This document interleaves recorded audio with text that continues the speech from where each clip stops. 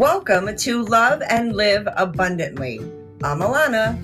I'm Bill. Do you want to love more effectively? Do you want to live fully and love more courageously? We talk about what all that means and how you can achieve it. Join us.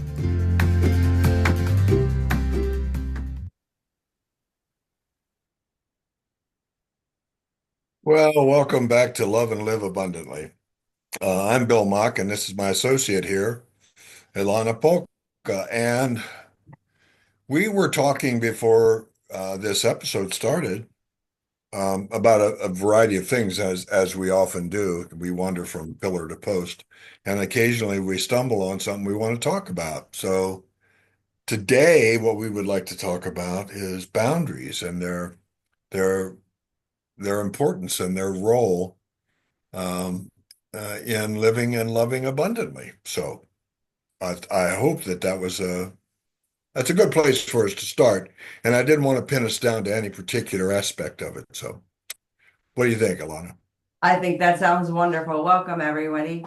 We're happy to have you here joining us today. And so, boundaries. There are some people who aren't very good at them and let themselves get into a lot of bad situations that they don't necessarily want to, because they don't create the boundaries and they don't speak up.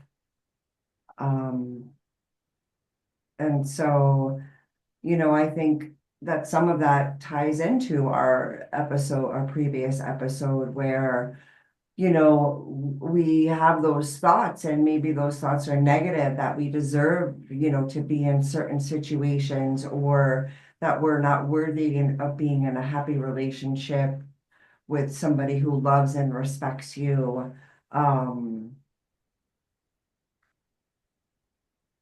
So what do you think, though? What are your thoughts on? Well, the first thing that occurs to me is that there's such a thing as a good, healthy boundary between people who are well connected but well differentiated. I mean, we're connected, but we're different, and we celebrate those differences, and that's a good boundary. And that's the kind of boundary that lends to good, solid transactions and relationships and operations. But there are other boundaries, and there's another issue with boundaries, and that is you don't have any. And so that whatever you feel, I'm feeling, and that whenever you do something evil, then I suffer. Or if you hiccup, I bounce. And there is no separation. There is no differentiation. We're not different from each other. And so we can't celebrate those differences, and instead of us being two people in a world together trying to solve a problem, we end up being one gloppy person who can't make a decision until both of us agree on it. That kind of thing. And and and and there are degrees of not having a boundary. I mean, you can have really porous boundaries, and they're not really very much better than no boundary at all. But then there's the other thing, and I think you talk a lot about trauma, and this is the one we see a lot flowing out of trauma, I think, in later life, and that is the dense, thick, impermeable boundary, the one that stops people from touching you, for they're reaching out to you, that infusing in you whatever energy they might want to give you, that it's too thick and too impermeable. And while you hide behind that thick, impermeable boundary, you just stew in there, and you don't give yourself any opportunity to grow or to acquire new knowledge or new feelings or anything. Okay, so can you explain to the audience what and maybe me, impermeable? I mean, nothing can flow through it. Nothing could flow through it? Yeah, there's this image I have thank you, Sister Terrence, from high school biology, and that is a single cell animal, an amoeba. And good boundaries around people are like the cell wall. And that cell wall really says, this is me, and that isn't. And it does it really well, you know? And if that cell wall springs a leak, then me doesn't happen anymore. Me doesn't exist. Me flows out into the world and becomes diluted. But that boundary that's around there, that Sister Terrence gave me that term, semi-permeable. It allows stuff that's in here that's not good, waste, to flow out. But it doesn't allow other people's waste to flow in, semi-permeable. And it allows the good stuff to flow in and allows me to hang on to a lot of my good stuff too. So that when I think of boundaries between me and other people, that's the image I want in my relationships between me and other people and me and the world in general.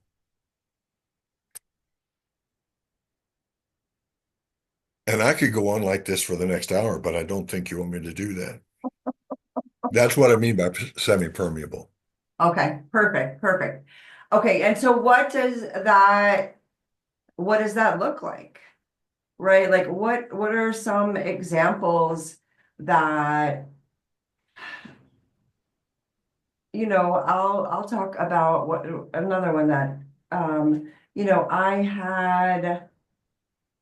I had a friend who started a new position, and she had these big goals, and she wanted me to include me in those goals. And then she never came through. And then she asked me to, cover something while she was out of town. And my first reaction was, sure, whatever you need. I actually typed it and it didn't go through. And so I was like, all right, I'm listening, like clearly, I really need to look at it. And, within a minute of taking a couple of deep breaths and, like, okay, do I really want to say yes again to this? And she's not going to come through. I mean, I love her. She's a dear friend. However, if I keep saying yes and she doesn't come through, I'm going to feel let down. And so that's my responsibility, right? That's not her responsibility. It's mine because I keep saying yes when I know she's not going to come through. So then I actually told her no. I said, hey, I'd really like to help you out. However, it doesn't work with my schedule. And it felt a little uncomfortable because she's my friend. And because, right, that's part of the boundaries is, is that, oh, what do you mean? You're not supposed to tell your friend, no, she's your friend, right? And well, not anymore, right? But so then I told her no, and um, she was a little taken back. However, it felt much better to me than saying yes and then her not showing up again. And So resenting her. Yeah. yeah.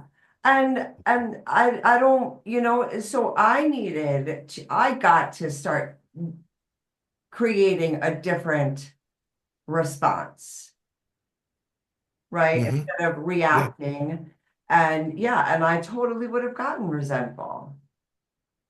The the example that occurs to me in my life and has at a personal level and certainly at a professional level is this whole issue of codependency around people who have had to live with chronic illnesses like addiction chronic mental illness kinds of problems. And that is, and a lot of my counseling over the years was around folks who were wildly codependent on someone in their life who was suffering from one of these things, so that in any given moment, how they were feeling was dependent on how somebody else was acting. That any options around choice, I think today I'm going to choose to be happy, or today I'm going to choose to be out of control about that, or angry about that, or that's codependency. And that's what tells you that the boundaries have disappeared and that they're right. Or you get somebody who's just so numb that they can't respond at all, that they shut somebody totally off, and he uses powerful, impermeable boundary to keep them from touching them. Uh, and and and the difficulty is learning how to being able to say, as you say, it's sometimes very difficult to do this, but to say, here's a structure of a boundary between us that makes sense to me and leaves me whole and feeling good about myself and leaves me not feeling bad or angry at you. Yeah. You know, Codependency. and it reminded me of my mom, living 60 feet away from me and how she thought she could just walk in my house whenever she wanted. And I mean, it's my mother, right? She's like, boundaries. You came out of my boundaries, you know? Um, but I knew that if I did not put those boundaries in place, that it would ruin our relationship. And I don't even know what, like, I just envisioning myself moving, like, I get that she's The, my mom, however, but she's not going to make my life miserable for the next 20 years of my life. See, that's a textbook example of how boundaries get healthily established between people.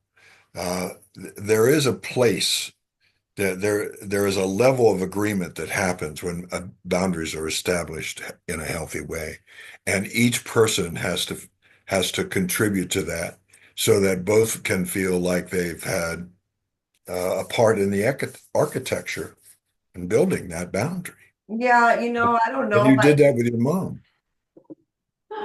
I don't know if I gave her much option. I don't. She was not open to it. She was not open to it. And so I said, text me, right? Like, text me if you want to come down. And then so I do the same for her. She's like, oh, you don't have to text me. You can come whenever you want. And I said, no, Marie, I am showing you that I respect your privacy like I want you to respect mine. So I will let you know when I'm gonna need to come over or ask you if it's okay because I respect your boundaries. I wasn't suggesting.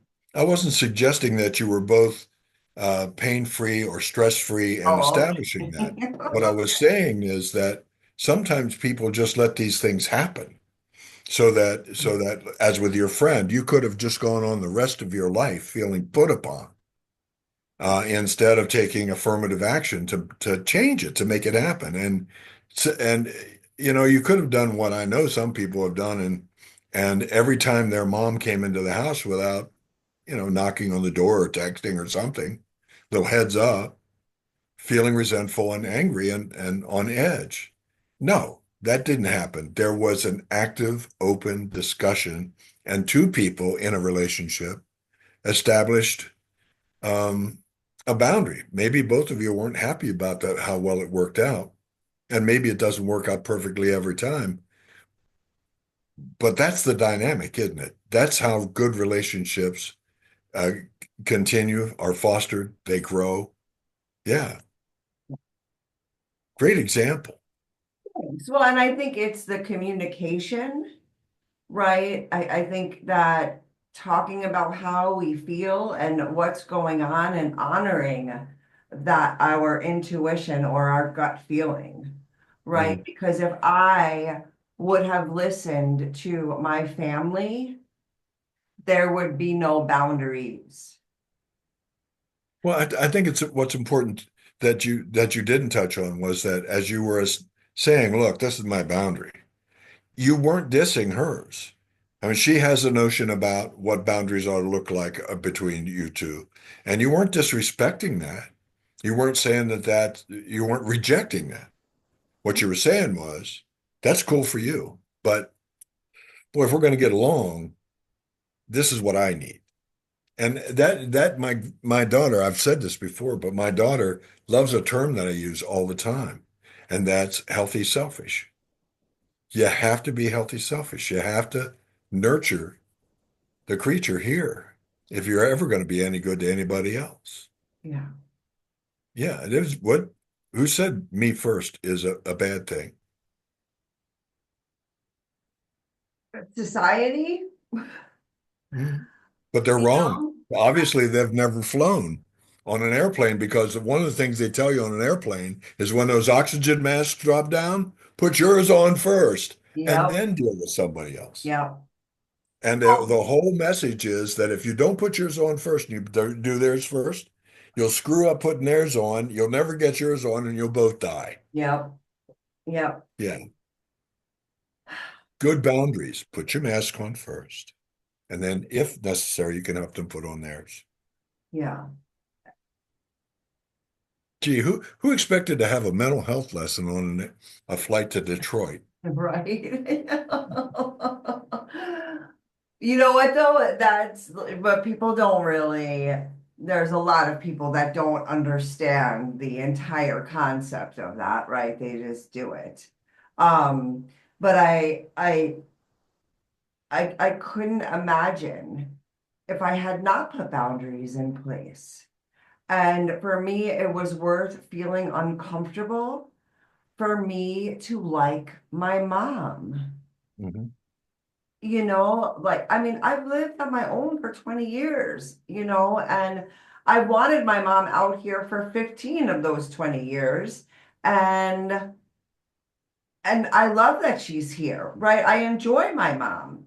And however, so even with somebody that you love and that you enjoy spending time with, you still need those boundaries. And that friend, a few months ago, this whole broken leg experience thing, um, there was somebody who was extremely helpful to me during that time. And I am a loyal person. And so you take care of me when I'm down, I am loyal, right? Like even more so than if I'm healthy.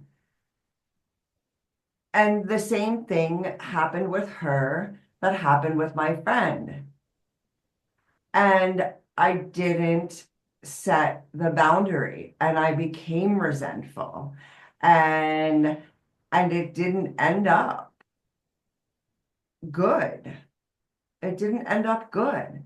And so for me, the second time around when it happened with my friend, I really like my friend, right? And so I didn't set those boundaries, and somebody who I was going to be loyal to, that I thought I'd be loyal to for the rest of my life, that came short to an end. And I held on to that loyalty and I never set that boundary in place. And so if you don't set the boundary, people are going to just continue to walk all over you and do whatever they want because you're not holding this space for yourself of, being honored and respected. If you're, I think about who's that? Gumby, right? Like if you're like Gumby, right? The wind's gonna smack you in the face eventually. And it doesn't end up good. And I know people in my life who um, are afraid to tell me what they're thinking or feeling or what they know or what they believe or what they want, thinking that somewhere and they got a message that, well, that's selfish. Aren't you special? You're so self-centered. Um, and and the fact is, I mean, I've had couples sit down in front of me, and one of the two will say, "We never communicate." And and more often than not, what they're saying is, "I don't know what the hell is going on with that person because they don't tell me." And if they do tell me, they make me guess. And I see this too often in couples where what they need to be doing with each other is doing lots and lots and lots of I statements. I think, I feel, I know, I believe, I want. And you know what? You know the thing that people tell me that stands in their way of being able to do that? They'll say, I'll say, well, if you want that from your friend or your spouse or whatever, then why don't you just say it? And they'll say, well, because then if I say it, then I won't be able to trust that if they do it or they honor it, they're just doing that because I said I wanted them to do it. I know that's about half wacky, isn't it? But that is a genuine belief that's held way too often. You should know what I want. You should know what I need. Yeah. It's it's the I mean, crazy. it's like if I see you tomorrow and I say, Ilona, give me a hug. I really need a hug. I need a little bit of body warmth here. Give me a hug, please. I can't imagine standing there with your arms wrapped around me thinking, oh, this isn't any good. She's just doing that because I asked her to. And yet, and yet that's the mindset, isn't it? Yes, yes. You got to be willing to take a chance that they'll say no. Because if you don't, they'll never get a chance to say yes. Yeah. Yeah. I mean, it's all about communication, and to expect somebody to, like, your partner isn't you. It doesn't think like you. We have different brains, and I mean, if it's men and women just think differently. Women can multitask, men are single focused, and so it depends on when you're asking him the question, and how you, and but Especially during a football game. yeah, no. So yeah, I have a stitched sampler that was on my office wall, and it was one of my clients gave it to me, did it for me, and it says boys and girls are different. Yeah, no kidding. well, And and even with your and friends. ain't that wonderful? Hmm? Yeah. Oh, even with your friends, right? Like my dear friend, she's so caught up in her new position and doing all these new things. And, she's finally where she wants to be. And I'm happy for her. But she didn't intentionally do that. And so for me to think like, oh, she's doing that on purpose.